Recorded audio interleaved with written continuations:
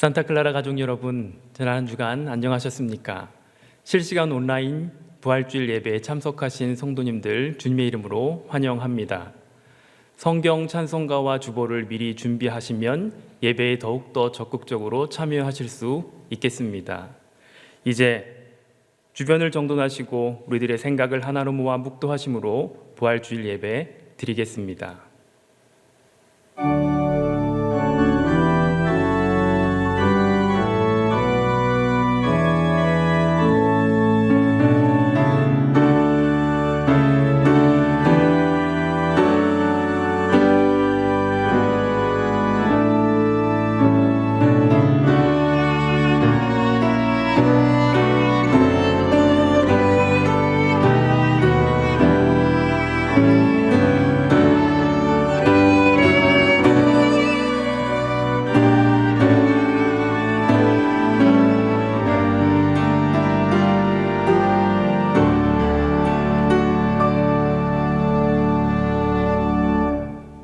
성경에 그런 되시는 하나님, 예수 그리스도의 부활을 기뻐하며 예배 드립니다. 죽음을 이기시고 무덤에서 다시 살아나셨을 뿐 아니라 우리들의 삶에 찾아오셔서 부활의 능력으로 살아갈 수 있도록 도우시는 은혜에 또한 감사드립니다.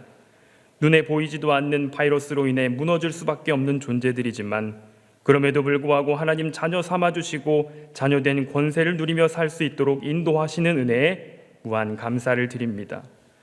예배당에 함께 모여 부활을 기쁨을 나누지 못하지만 각자의 처소와 가정에서 예배드릴 때 더욱더 마음과 뜻과 정성을 다해 예배드리게 하여 주시고 부활하신 그리스도를 만나고 힘을 얻는 시간으로 역사하여 주시기를 예수 그리스도의 이름으로 기원하옵나이다. 아멘. 다 함께 찬송가 161장 찬송하시겠습니다.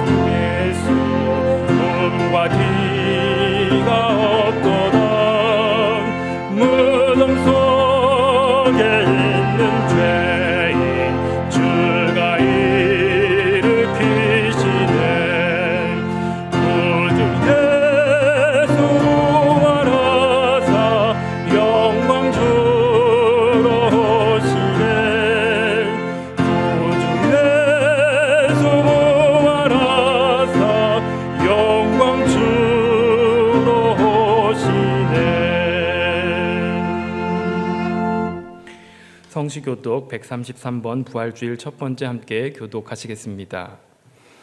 하나님께서 그를 사망의 고통에서 풀어 살리셨으니 이는 그가 사망에 매여 있을 수 없습니다. 우리 주 예수 그리스도로 말미암아 우리에게 승리를 주시는 하나님께 감사하노니 그러므로 내 사랑하는 형제들아 견실하여 흔들리지 말고 항상 주의 일에 더욱 힘쓰는 자들이 되라. 이 말을 할 때 예수께서 친히 그들 가운데 서서 이르시되 너희에게 평강이 있을지어다 하시니 그들이 놀라고 무서워하여 그 보는 것을 영으로 생각하는지라. 예수께서 이르시되 어찌하여 두려워하며 어찌하여 마음에 의심이 일어나느냐. 내 손과 발을 보고 나인 줄 알라. 또 나를 만져보라. 영은 살과 뼈가 없으되 너희 보는 바와 같이 나는 있느니라. 그러나 이제 그리스도께서 죽은 자 가운데서 다시 살아나사 잠자는 자들의 첫 열매가 되셨도다. 예수께서 이르시되 나는 부활이요 생명이니 나를 믿는 자는 죽어도 살겠고 무릇 살아서 나를 믿는 자는 영원히 죽지 아니하리라. 이것을 내가 믿느냐. 이르되 주여 그러하외다. 주는 그리스도시요 세상에 오시는 하나님의 아들이신 줄 내가 믿나이다. 아멘. 사도신경으로 신앙 고백하시겠습니다. 나는 전능하신 아버지 하나님 천지의 창조주를 믿습니다. 나는 그의 유일하신 아들 우리 주 예수 그리스도를 믿습니다. 그는 성령으로 잉태되어 동정녀 마리아에게서 나시고 본디오 빌라도에게 고난을 받아 십자가에 못 박혀 죽으시고 장사된 지 사흘 만에 죽은 자 가운데서 다시 살아나셨으며 하늘에 오르시어 전능하신 아버지 하나님 우편에 앉아 계시다가 거기로부터 살아있는 자와 죽은 자를 심판하러 오십니다. 나는 성령을 믿으며 거룩한 공교회와 성도의 교제와 죄를 용서받는 것과 몸의 부활과 영생을 믿습니다. 아멘.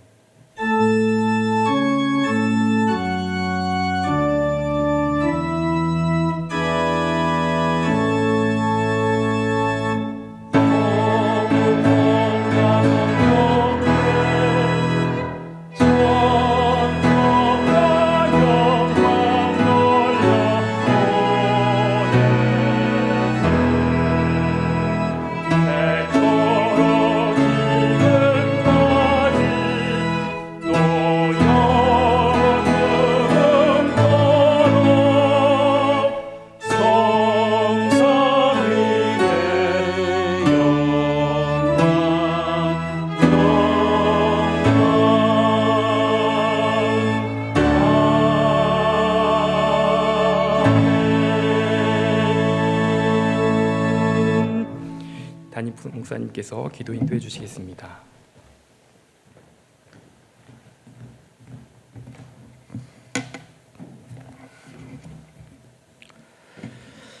다시 기도하겠습니다. 부활의 첫 열매가 되시는 주님, 주님이 부활하신 이 아침에 우리가 이렇게 온라인을 통해 함께 찬송하며 예배드리게 하시니 감사드립니다. 죽음을 이기고 부활하신 주님께서 현재 코로나 바이러스 문제로 고통당하는 모든 이들에게 능력으로 임하실 줄 믿습니다. 믿는 자에게는 예수님의 이름으로 귀신을 쫓아내며 새 방언을 말하며 뱀을 집어 올리며 무슨 독을 마실지라도 해를 받지 아니하며 병든 사람에게 손을 얹은즉 나으리라라고 말씀하셨습니다. 그런 주님의 능력이 이 부활절 아침에 우리 모두에게 임하기를 소원합니다. 부활의 주님, 이 시간에 겸손하게 저희들의 약한 모습을 주님 앞에 내어놓습니다. 부활을 믿는 하나님의 자녀라고 하면서도 이제껏 말로나 행동으로나 주님의 부활의 역사를 증거하지 못했고 세상의 죄와 죽음의 권세에 눌려 살았던 적이 많았음을 생각하며 또 주님 앞에 내어놓습니다. 불쌍히 여기시고 주님의 은혜 가운데 새 힘을 이 시간 허락하여 주옵소서. 주님이 주시는 부활의 능력을 힘입어 소망 중에 고통을 이기며 주님의 위로하심으로 환난을 극복하는 승리의 믿음을 허락하여 주옵소서. 우리 주변을 돌아보면 인생의 무거운 짐을 지고 괴로워하는 사람들이 많습니다. 한숨과 탄식으로 시간을 보내는 사람들이 많습니다. 주님, 불쌍한 영혼들 기억하시고 그들에게 찾아가셔서 소망의 은총을 허락하여 주옵소서. 그들도 오늘 부활의 주님을 만나서 땅의 사람에서 하늘의 사람으로 거듭나게 하여 주옵소서. 또한 우리들이 작은 예수가 되어 그들에게 부활의 능력을 전해줄 수 있는 은혜의 전달자들이 되게 하여 주옵소서. 오늘 저희들이 찬양과 감사의 예배를 올려드립니다. 기쁘게 받으시고 또 말씀이 선포될 때 성령이 역사하셔서 오직 하나님의 음성만이 들려지게 하여 주옵소서. 예수님의 이름으로 기도드렸나이다. 아멘.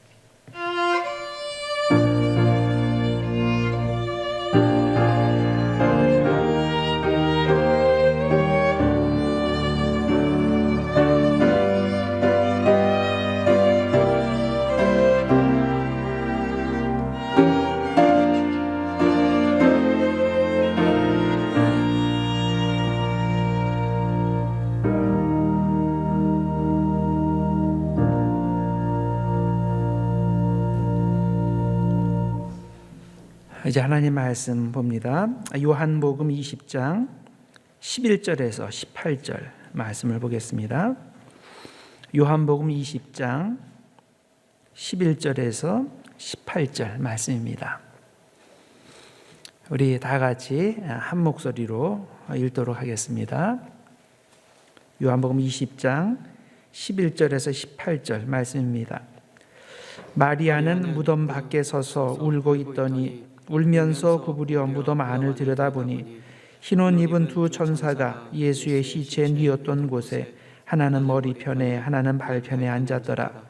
천사들이 이르되 여자여 어찌하여 우느냐 이르되 사람들이 내 주님을 옮겨다가 어디 두었는지 내가 알지 못함이니이다. 이 말을 하고 뒤로 돌이켜 예수께서 서 계신 것을 보았으나 예수이신 줄은 알지 못하더라. 예수께서 이르시되 여자여 어찌하여 울며 누구를 찾느냐 하시니 마리아는 그가 동산지기인 줄 알고 이르되 주여 당신이 옮겼거든 어디 두었는지 내게 이르소서. 그리하면 내가 가져가리이다. 예수께서 마리아야 하시거늘 마리아가 돌이켜 히브리 말로 라보니 하니 이는 선생님이라는 말이라. 예수께서 이르시되 나를 붙들지 말라. 내가 아직 아버지께로 올라가지 아니하였노라. 너는 내 형제들에게 가서 이르되 내가 내 아버지 곧 너희 아버지 내 하나님 곧 너희 하나님께로 올라간다 하라 하시니 막달라 마리아가 가서 제자들에게 내가 주를 보았다 하고 또 주께서 자기에게 이렇게 말씀하셨다 이르니라. 아멘.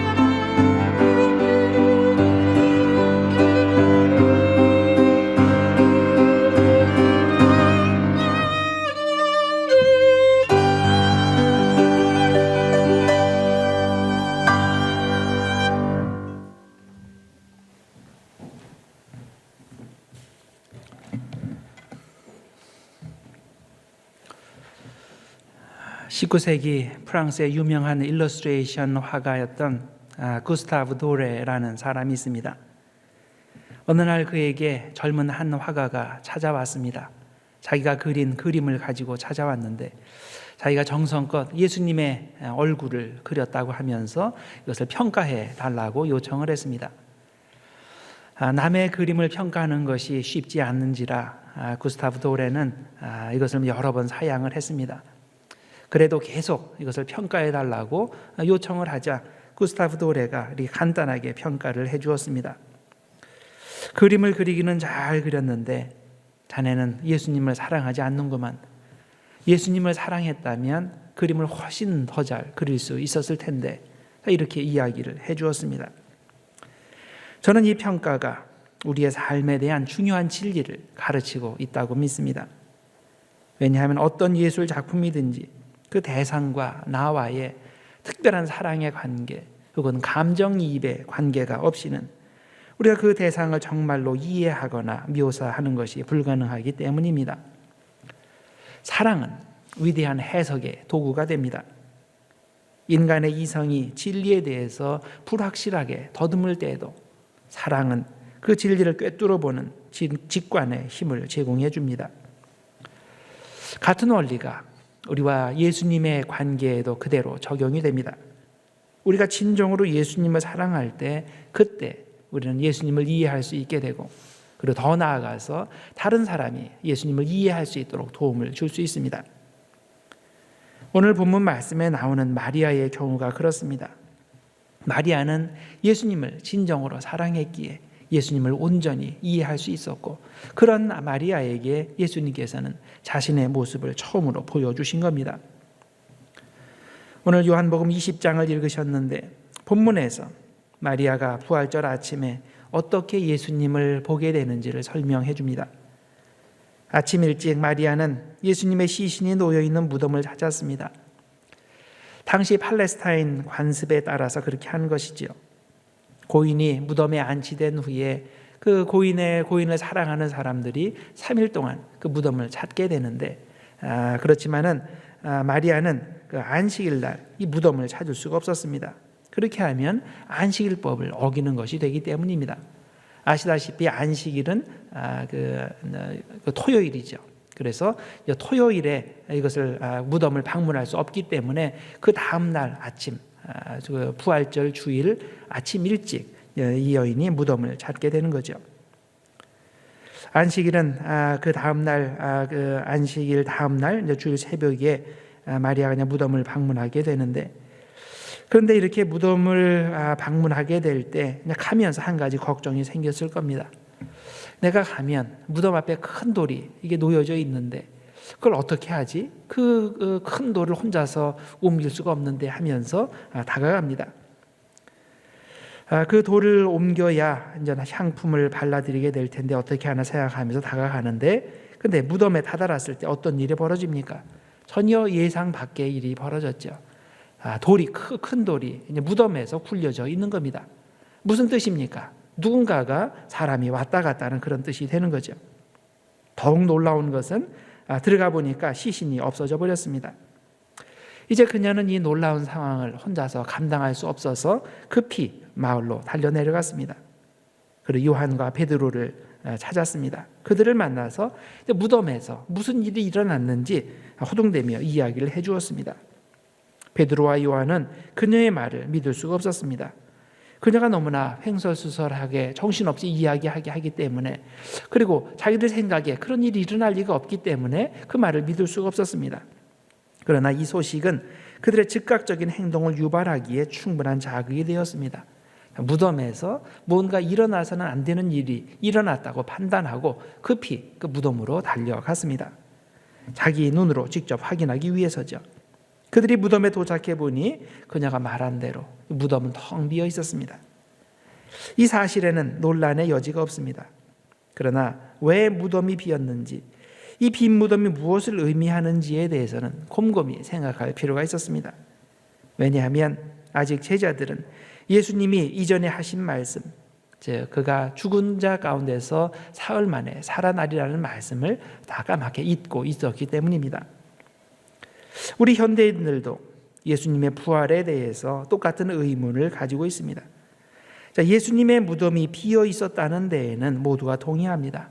근데 문제는 우리가 그 빈 무덤을 어떻게 이해하느냐에 따라 사람들 간의 차이가 있는 겁니다. 어떤 사람들은 제자들이 헛것을 보았다고 판단합니다.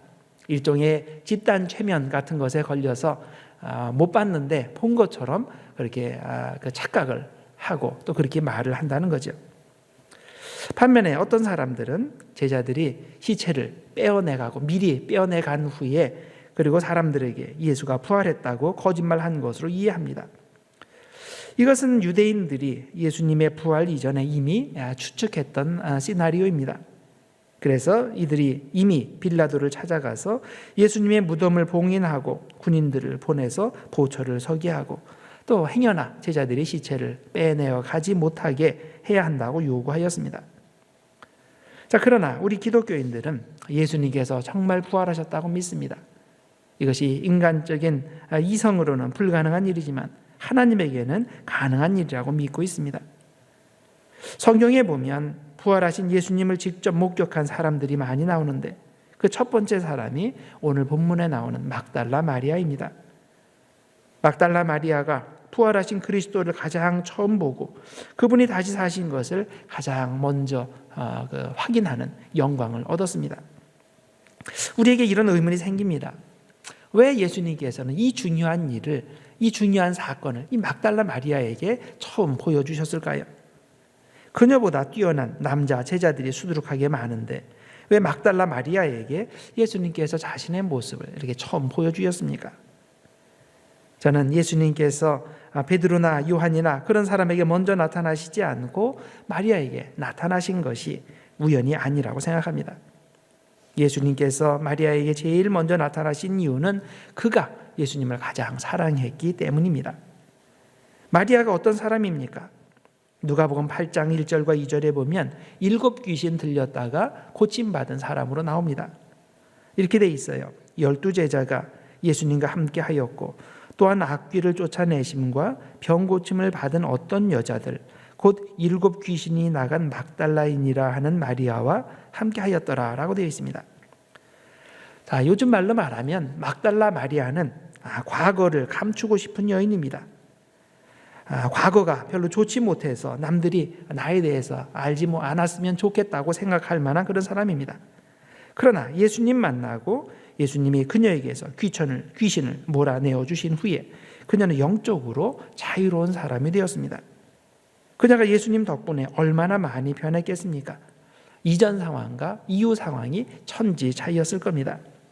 7 귀신이 몸속에 들어와 있던 그 이전의 상황과 그런 귀신에게서 완전히 해방된 그 이후의 상황, 얼마나 엄청난 큰 차이가 있겠습니까?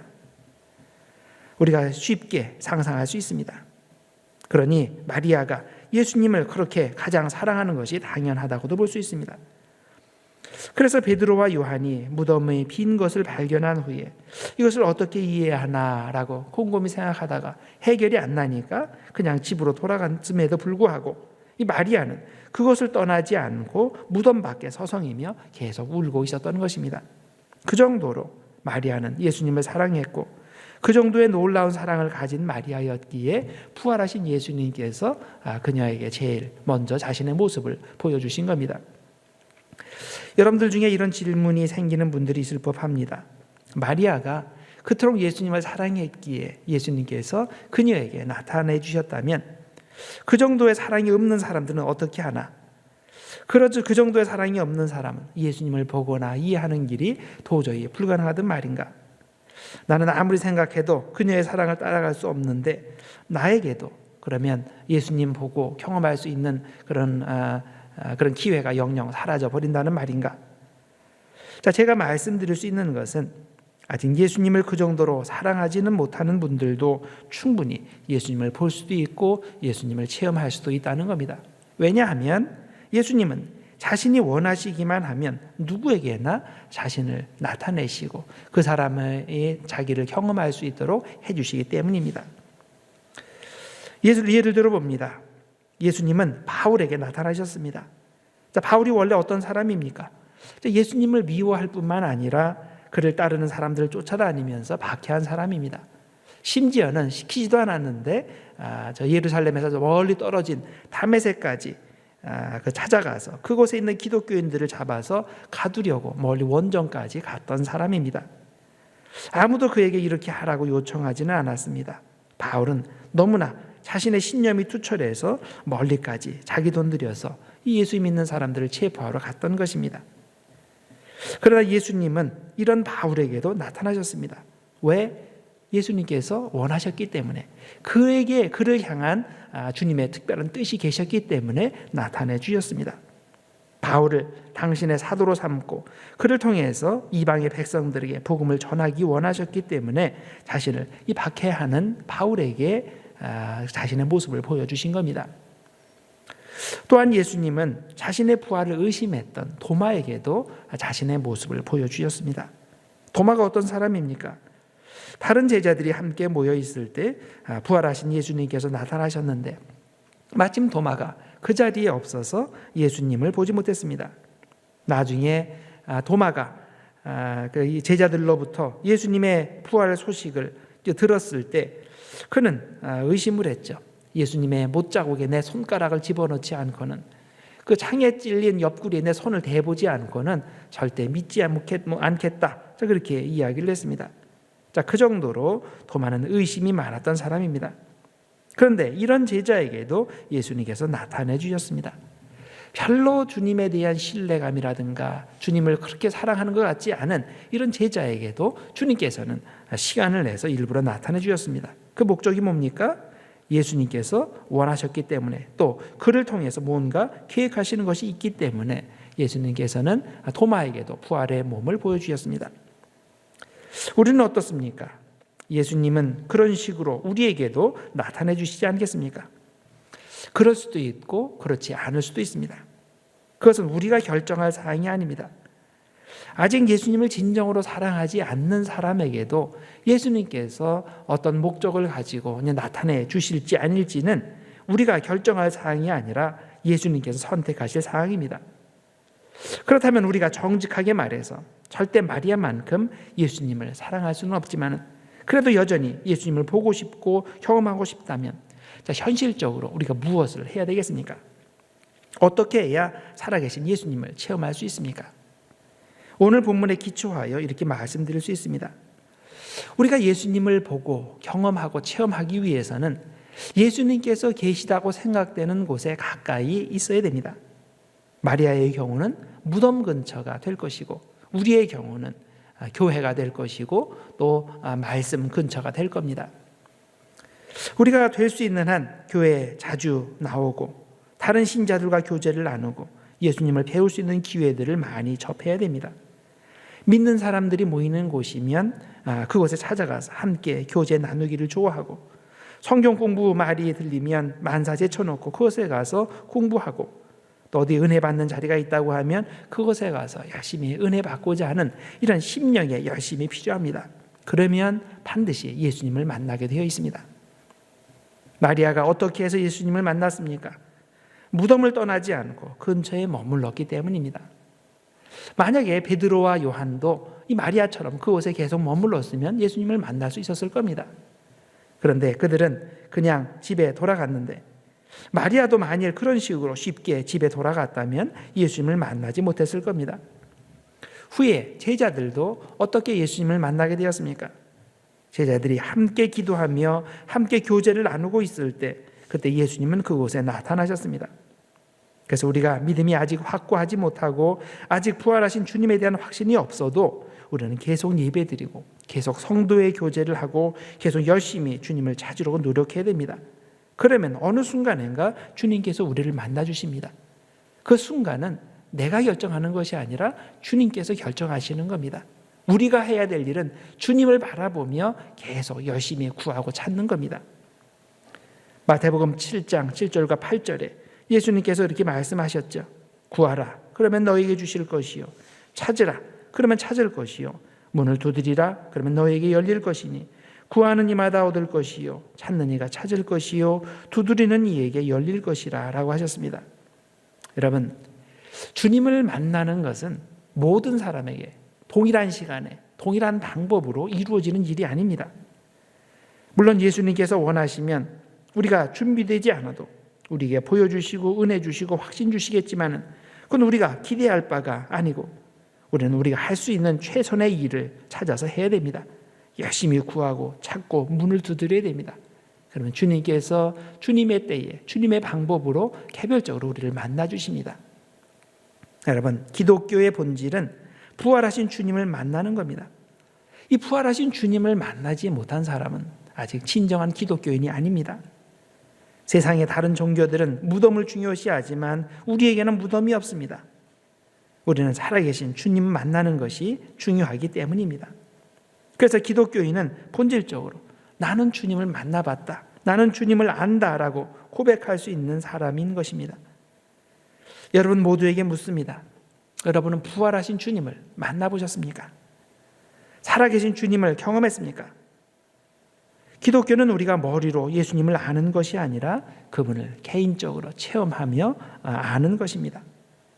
기독교는 예수에 대해서 논하는 것이 아니라 그분을 실존적인 차원에서 만나고 그분을 따라 순종의 삶을 사는 것입니다. 기독교는 나 자신이 예수님이 살아계시다는 것을 매일 경험하며 사는 겁니다. 성도 여러분, 부활의 주님을 끊임없이 구하고 찾고 문을 두드리는 신앙의 열심을 가지시길 바랍니다. 그래서 살아계신 부활의 주님을 만나고 여러분의 삶이 매일 부활의 기쁨으로 충만하게 되기를 주님의 이름으로 축원합니다. 다 같이 기도하겠습니다.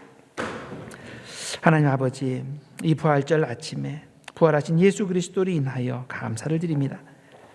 부활하신 주님께서 과거에만 부활하신 게 아니라 현재 우리의 삶에서도 예수님을 그렇게 사랑하지 못하고 하나님의 뜻대로 살지 못하는 그런 우리에게도 부활하시는 줄 믿습니다. 주님, 우리에게 주님을 진정으로 사랑할 수 있는 마음을 허락하여 주셔서 우리가 더욱더 주님의 부활을 깊이 경험하게 하시고 그래서 우리의 삶의 곳곳에서 모든 곳에서 부활의 역사가 일어나게 하여 주옵소서. 현재 여러 가지 고난의 상황 가운데 처한 모든 분들에게 이 부활의 주님께서 임하셔서 그들에게 위로를 허락하여 주시고 또 그들에게 주님의 능력으로 임하여 주시옵소서. 예수님의 이름으로 기도드리옵나이다. 아멘. 이제 다 같이 찬송가 165장 함께 부르시겠습니다.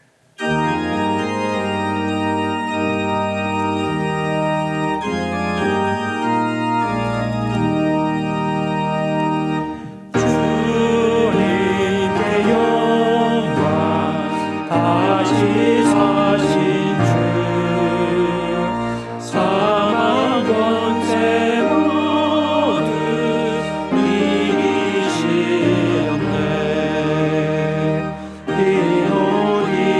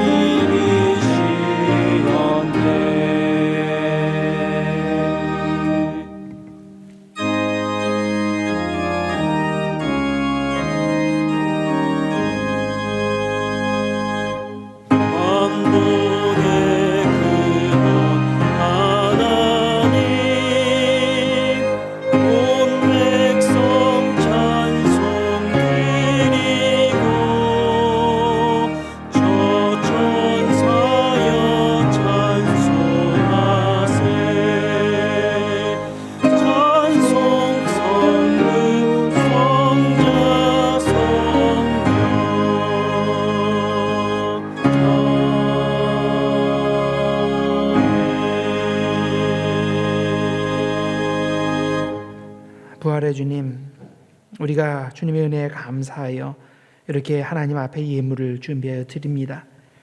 저희들에게 주신 하나님의 귀한 것들 주님께 다시 돌려드리오니 우리가 어디를 가든지 무엇을 하든지 하나님께서 인도하시고 동행하여 주시옵소서. 우리가 하나님을 떠나지 않도록 붙들어 주시고 저희들 구원의 기쁨을 전하는 삶을 살도록 복내려 주시옵소서. 이 예물이 쓰이는 곳마다 부활의 기쁨이 널리 퍼지게 하여 주시고 우리를 사용하셔서 주변에 낭망하고 또 주님이 필요한 모든 자들에게 부활의 주님을 전할 수 있는 우리가 될 수 있도록 주님 축복해 주시옵소서. 예수님의 이름으로 기도드립나이다. 아멘. 이제 몇 가지 광고 말씀을 드립니다.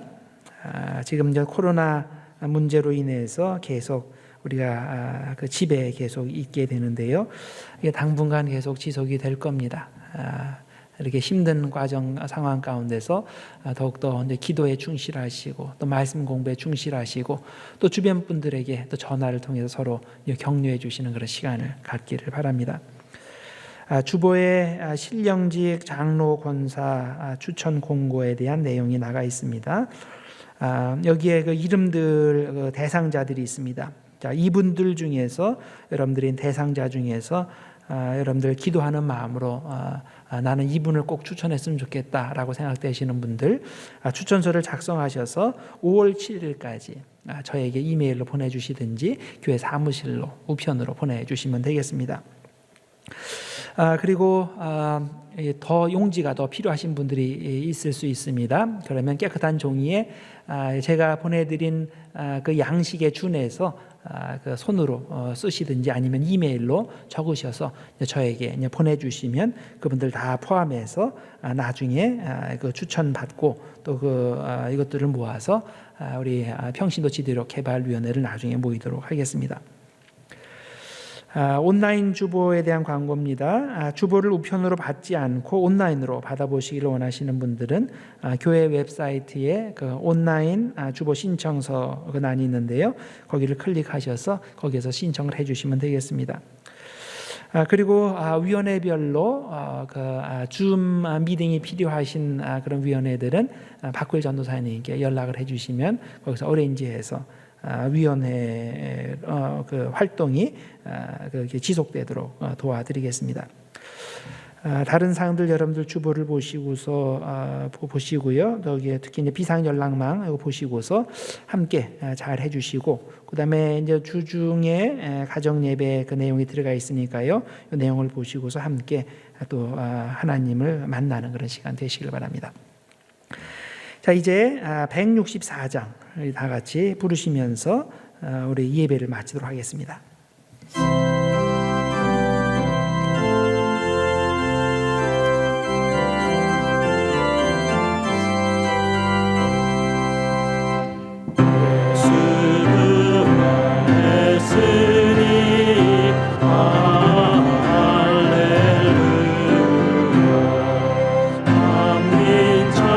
찬송하여라 할렐루야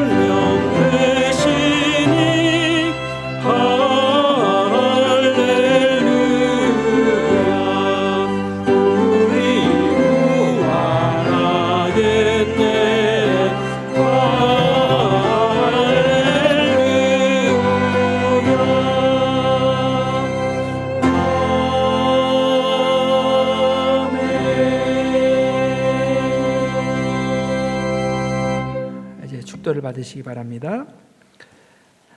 지금은 우리 주 예수 그리스도의 은혜와 아버지 하나님의 지극하신 사랑하심과 성령의 감화감동 역사하심이 이 부활절에 살아계신 주님을 경험하고 부활의 역사가 우리의 삶의 곳곳에 일어나기를 소원하며 이제 예수님의 부활에 참여하는 주님의 모든 자녀들 머리 위에 영원히 함께 하시기를 간절히 축원하옵나이다. 아멘.